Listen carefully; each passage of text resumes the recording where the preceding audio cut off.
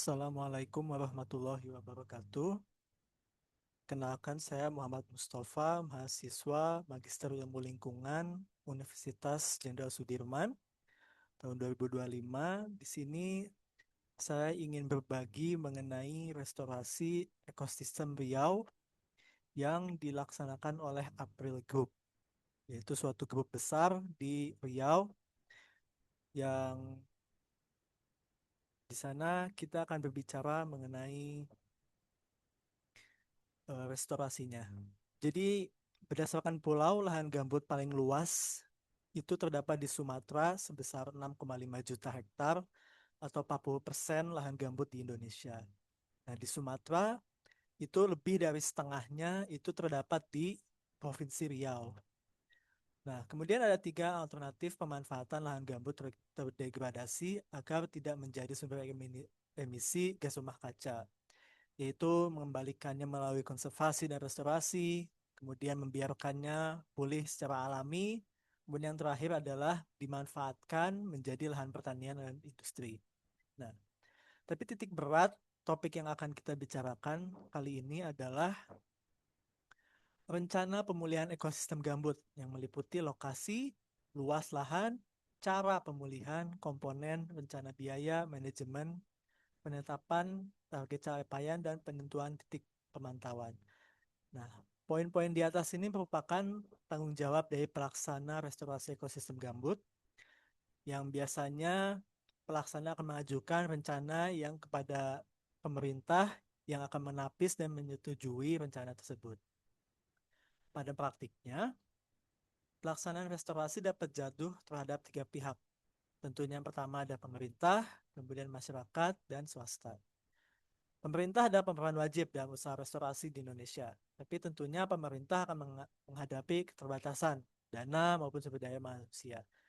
Nah, menghadapi batasan tersebut, pemerintah dapat mendelegasikan usaha restorasi kepada kedua pihak yang tadi saya sebutkan, yaitu masyarakat setempat, seperti lembaga swadaya atau masyarakat setempat dan adat, atau kepada pihak swasta, yaitu industri.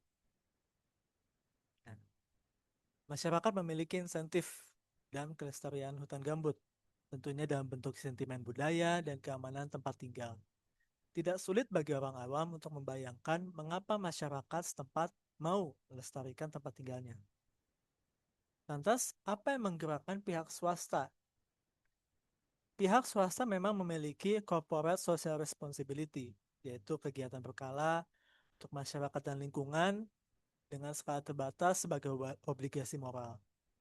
Kemudian, namun, restorasi ekosistem gambut adalah tugas yang sangat monumental dengan biaya yang jauh lebih besar, sedangkan profit belum tentu bisa diraup cepat atau lebat. Dengan kata lain, diperlukan pengetahuan dan penyelidikan yang lebih mendalam mengenai insentif yang dimiliki pihak swasta.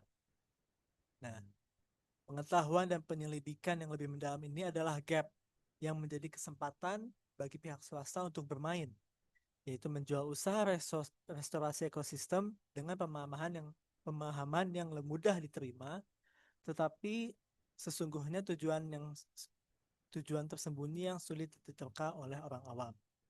Dan ini adalah yang kita maksud dengan greenwashing.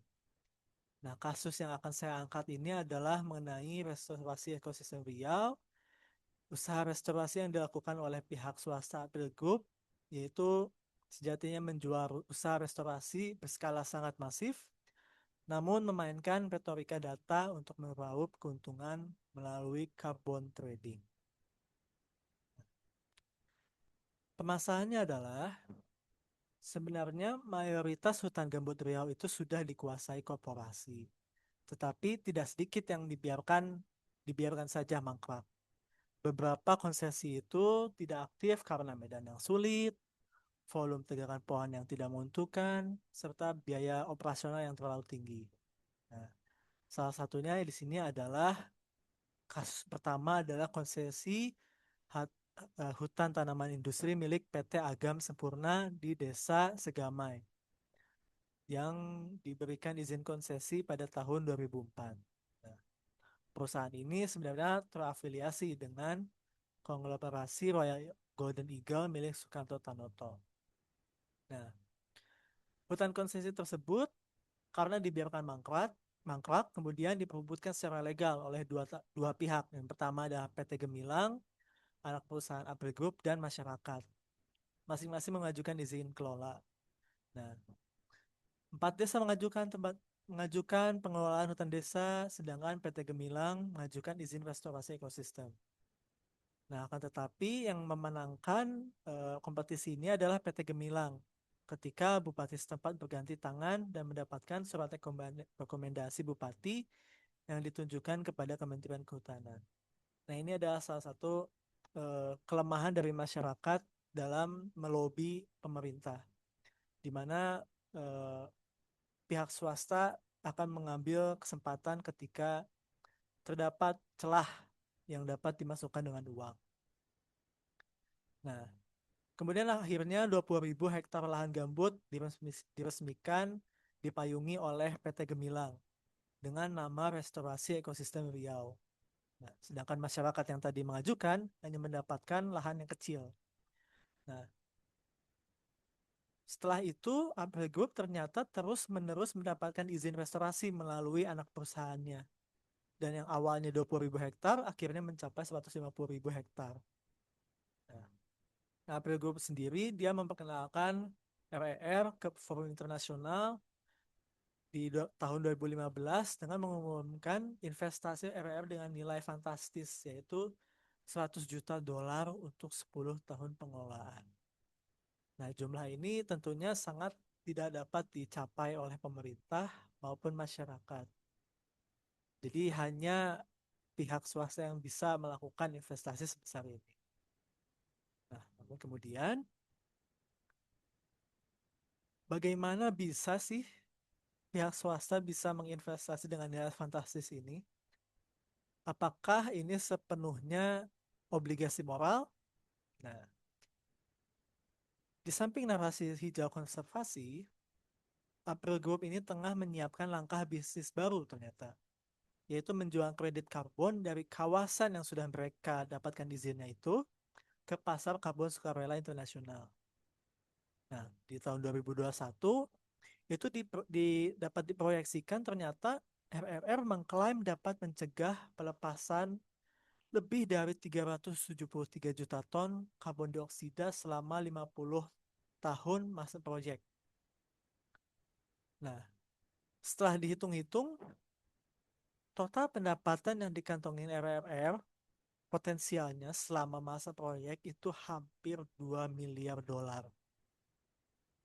Dari investasi 100 juta, itu 20 kalinya.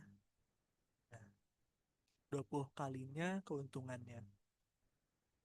Nah, maka tentu kita pertanyakan apa benar perhitungan angka ini benar eh, sejatinya betul gitu. Kalau misalkan memang betul, kenapa tidak banyak pihak swasta yang melakukan langkah seperti ini gitu? Selain di Riau misalkan. Nah, ternyata setelah kita cek itu di setiap proyek karbon hutan itu ada yang namanya baseline atau fondasi yang menjadikan skenario contoh untuk mengkuantifikasi seberapa banyak emisi yang dapat dicegah ketika kita ingin menjual karbonnya itu, kredit karbon. Nah, RRR itu membangun baseline atau contoh itu dengan asumsi bahwa tanpa ada proyek restorasi dan karbon RER, kawasan konsesi itu seluruhnya akan dijadikan perkebunan HTI, dibuka jadi perkebunan HTI. Nah, dokumen yang digunakan RR itu 100% asumsi 100% dibuka semuanya. Sedangkan tentunya sangat tidak mungkin gitu. Nah, proyeksi laju deforestasi tahunan itu sekitar 7,8% katanya. Lebih dari 10.000 hektar hutan per tahun. Dan ini akan habis tentunya dalam 10 tahun. Nah, tapi kita harus cross check dulu apakah asumsi ini benar atau tidak. Nah, yang pertama adalah data deforestasi historis yang diamati melalui data satelit oleh pemerintah itu dari awal 2000-an itu bahwa setelah terjadi pembukaan besar-besaran, itu ternyata ada kejenuhan, menurun trennya pembukaan hutan itu. Jadi sebenarnya tidak bisa kita asumsi bahwa secara konstan 8% dari hutan gambut itu akan dibuka. Tidak. Nyatanya dari data historis itu ada titik jenuh yang akan trennya adalah menurun. Kemudian yang kedua adalah data dari RPBBI, Kemen LH dan Kemen LHK itu menunjukkan bahwa produksi kayu di Riau itu meningkat 22 juta pada 2015 menjadi 30 juta di tahun-tahun berikutnya. Dalam periode yang sama, pasokan kayu dari konsesi hutan justru menurun dari 51.000 menjadi 14.000. Nah, hal ini menunjukkan bahwa industri HTI di Riau itu semakin bergantung pada perkebunan yang sudah mapan dengan siklus panen rotasi, bukan pada pembukaan hutan alam baru dalam skala besar. Begitu. Nah, yang ketiga adalah pembukaan hutan itu tidak bisa sembarangan. Ada banyak tahapan penapisan yang dilakukan. Jadi, semisal selain pihak swasta, selain RER, selain April Group, itu asumsi bahwa pembukaan hutan itu konstan dengan mudah dilakukan itu sangat tidak tepat diasumsikan. Kemudian yang keempat adalah ada analisis yang dilakukan oleh organisasi lingkungan di Jakarta bernama Pantau Gambut, yaitu menunjukkan sekitar 80% konsesi Madukoro, yaitu lahan contoh tadi yang baseline tadi digunakan untuk penjualan karbon, itu sudah diklasifikasikan pemerintah sebagai gambut lindung. Nah, ini berarti hanya sekitar 2.600 hektar lahan yang secara teoritis dapat dikonversi teoritisnya. Nah, konsesi didominasi gambut dan dengan kedalaman 5-7 meter dan hanya sekitar 63 hektar yang memiliki kedalaman di bawah 5 meter. Jadi sebenarnya sangat kecil lahan potensial yang dapat dikonversi itu. Nah, kemudian secara ekologis, gambut itu memang adalah lahan yang keasamannya tinggi dan nutrisinya rendah. Jadi sebenarnya tidak tidak cocok dikonversi ataupun mau dikonversi itu biaya operasionalnya dan perawatannya mahal. Jadi secara pandangan bisnis itu pembukaan hutan gambut itu bukan hal yang saking mudah dilakukannya trennya akan konstan terus, tidak. Jadi ada kejenuhan yang diakibatkan secara natural oleh profit dan benefit cost yang tidak sepadan. Kemudian yang keenam, diperkirakan 400 atau 500 hektar atau 0,01% tahun gambut itu mengalami kehilangan akibat pembalakan dan gangguan lainnya. Sedangkan menariknya pada tahun 2010-an tuh, gangguan-gangguan ini sudah revegetasi secara alami. Jadi walaupun ada lahan yang mangkrak, itu sudah ada pemulihan yang alami. Nah, jadi sebenarnya tidak tepat juga apa jika kita merasakan bahwa wah ini proyek RR ini adalah satu-satunya solusi. Tidak. Sebenarnya ada kekuatan alam yang secara alami merevegetasi beberapa sebagian lahan di dipetakan oleh RR. Nah, jadi melihat ketimpangan tersebut, ketimpangan antara proyeksi RR dengan kenyataan lapang, maka dipertanyakan pula keabsahan keuntungan kredit karbon yang diraup oleh April Group. Upaya mitigasi iklim itu sudah diwajibkan oleh undang-undang, peraturan, dan instrumen hukum secara eksplisit maupun implisit. Maka apabila setelah berbagai tahapan tersebut, setelah perundang-undangan dan berbagai RR kemungkinan besar tidak mungkin kemungkinannya kecil memiliki nilai tambah konservasi. Maka apabila begitu seharusnya tidak diberikan kredit karbon sama sekali ataupun setidaknya tidak sampai senilai fantastis itu. Nah, yang selanjutnya ternyata skenario baseline proyek karbon itu seharusnya ditinjau secara berkala melalui mekanisme bernama baseline renewal. Nah, RER ternyata tidak menggunakan dokumen yang baseline-nya itu diperbarui secara berkala. Mereka hanya meramalkan dan mengunci manfaat proyek restorasi, terutama pengurangan emisi karbon ya, sehingga terjadi penggelumbang kredit. Dia diramalkan dan mengunci satu kali saja.